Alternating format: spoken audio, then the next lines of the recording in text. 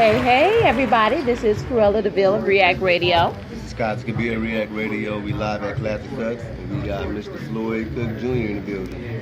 Hello. Hi there. It's a pleasure being with you. How you doing? And we want to just talk about you running for City Council in Muskegon Heights. That is correct. I finally decided to put my hat in the ring.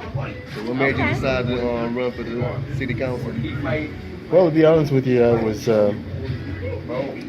sort of recruited by a very good friend who felt that the city needed what I had to offer to help it to move forward and to grow and to make sure that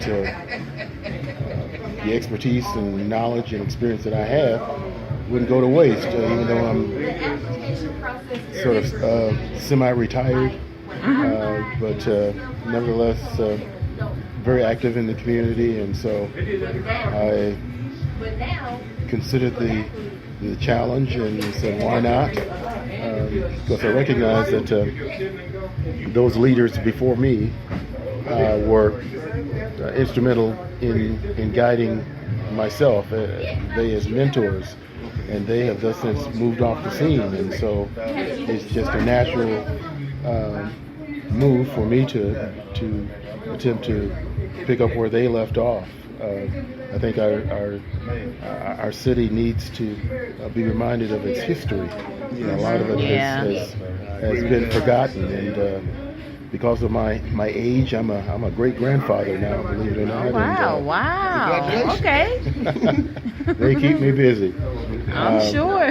But being of that age and I'm still practicing to be a senior citizen. And in good health, that's great. And that's a blessing. Mm-hmm. It is. With all of those things, positive things going for me, I just feel that this is an opportunity for me to share where the city has been, what it has gone through over the years, and where it needs to go positively. So I think I have a lot to offer in that regard. And that's what we need. We need some positive leaders at the helm at this point. And it's evident that you have a passion for the Heights. Can you tell us exactly what motivates you to want to be on the council? Well, the mere fact that I grew up here, went through the entire school system, starting out at Lindbergh Elementary School. All right, Lindbergh. And later moving up to, this will sort of show how old I am, moved up to junior high, which is better known as the middle school age range now. And then to Muskegon Heights High School. Those were very good years for me. Back in those days, we were Class A, just from the that means enrollment. You guys were just huge then. Very much so. Huge. We had yellow school buses coming to Muskegon Heights from as far away as Ravenna. Wow. And it just shows you the makeup. And being an African American myself, we were actually only 10% of my graduating class. So that shows you how the demographics have changed over the years. But nevertheless, because of the civil rights movement and a number of things going on in the country, our demographics in our city have changed. And in a lot of cases, it's been a negative effect on our city's growth and so forth. The loss of large businesses and industries and so forth, which has a direct relationship on employment, jobs, and so forth. And so I think because of my knowledge of that history, that I can help bring some very, let's say, upscale vision and contacts that I've had the pleasure of going to school with in college and so forth. And I think Muskegon Heights could be a model city. We definitely can. It's a predominantly minority population. We can do what we sometimes dream about. We definitely just a matter of my four major platform areas. The main caption is I want to help improve the quality of life. In Muskegon Heights. And there are four major points under that broad heading.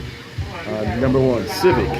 growth, that our relationship to city government and how the city is meeting the needs of the population Right. in terms of resources and so forth. The second point, social growth, okay, meaning that we need to get back to being a community of a community of, I think our motto in the Heights is a city of friendly people. Well, we need to do more things to amplify that.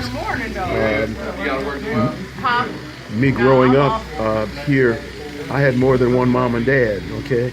There were times when I didn't necessarily like it, but I look back at it, and that was one of the main things that helped me stay on the right path.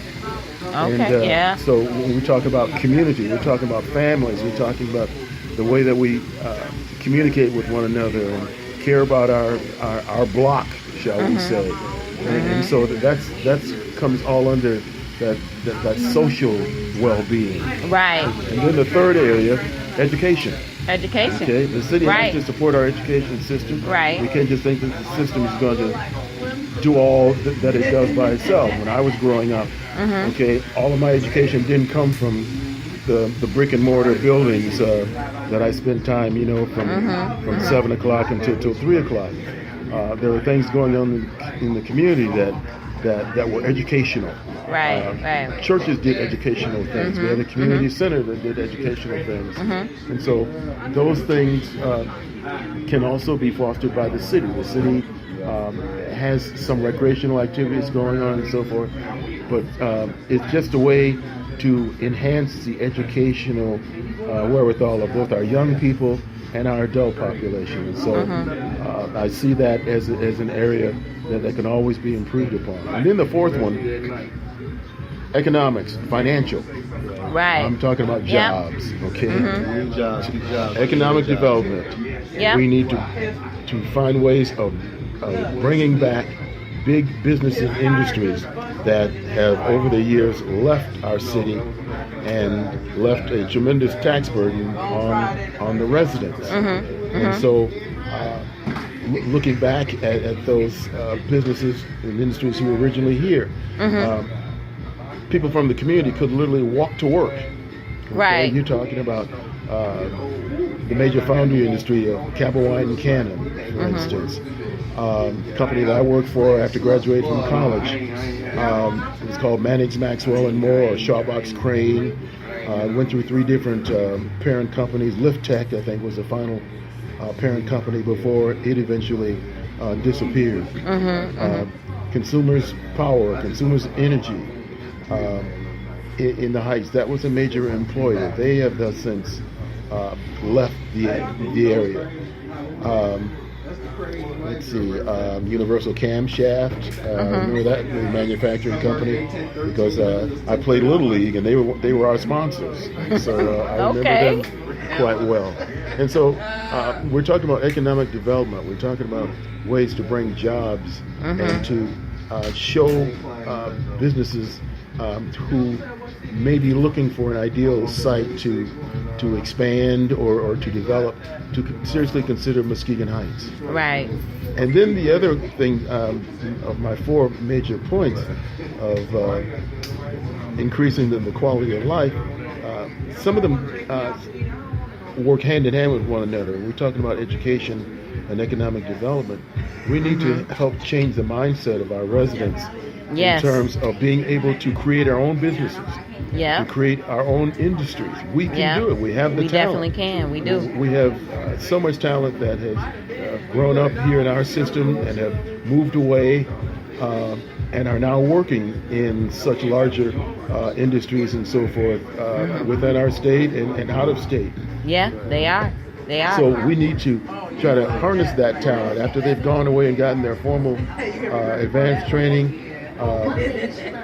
Have a way for them to come back and to utilize those skills and the wherewithal to create businesses here in Muskegon Heights. We've got the land. Yeah, we do. We've got a number of vacant buildings, so it can be done. And so that's sort of the vision that I see where I can play a role in magnifying those 4 major things that I call increasing the quality of life for people here in Muskegon Heights. Absolutely wonderful, because you covered so many other questions that I was going to hit on. So thank you so much for being so thorough for that. Thank you so much. Also, can you talk about like different like organizations or programs that you are affiliated with? Okay, well, you and I, just earlier today, we are part of Men of Color Read. We just had another session at Edgewood Elementary School, which is always a joy for those of us who are able to make it and to get away from their regular jobs and so forth. Right. But that's a joy for me because I'm very familiar with the building. The kids are really cool. I know they them. Are. Yeah. We've actually published some of the pictures already from today's session on Facebook. Yeah. And it's a joy for me because in between my engineering jobs over my career in that area, I did sub-teaching. And so I have accumulated about at least 12 or 14 years of sub-teaching. Okay, yeah. And most of that was done in the Muskegon Heights district. And so coming to Edgewood periodically just brings back memories of interacting with kids and their listening ears and sharing with them the fact that I grew up here in Muskegon Heights. Yeah. And just helping to expand their visions of what they might want to be and can do. Yes, exactly. Yeah. So that's just one organization. Then the other organization where we spend time with older, primarily males. It's called Young Brothers. Young Brothers. Okay, I'm familiar with that one too. Yeah. We have been able to join together both young men from Muskegon Heights, and other school districts and municipalities to share with those young adult minds the wisdom of some of our older adults. And so it's a chance to have monthly rap sessions to answer questions that young men think they know, but they don't know at all. And to actually share some of the experiences that us older adults have had. Some good, some bad, but all of them were learning experiences. And so we have strived to help those young men not make some of the mistakes that we made, and to understand that we care about them because they are the future of this community, of this larger, greater Muskegon area. They are the future of our country even. And so we cannot afford to waste that talent, and they can't afford to be, shall we say, shucking and jiving and misusing the opportunity of getting resources. Free education. Because if you don't take advantage of it now, you're going to pay dearly later. Yeah, that's right. That's right. So those are just two of the efforts that we've been involved in here. I'm also have been involved with an organization that's been active in the community. It's called CCD, Coalition for Community Development. Okay. And I was a part of that group that developed the gardening programs in Muskegon Heights at the elementary schools. I see that, yeah. And since having left that program, they've also expanded it to include the middle school building. So the gardening program, how to grow your own food, has followed those elementary school kids from Edgewood over to the middle school now. And so optimistically, an advanced program of that nature will also find itself at the high school also, because again, there's nothing like being healthy and knowing what healthy foods are all about, and weaning some of our population off of junk food, and getting those hand skills and knowing how to do it.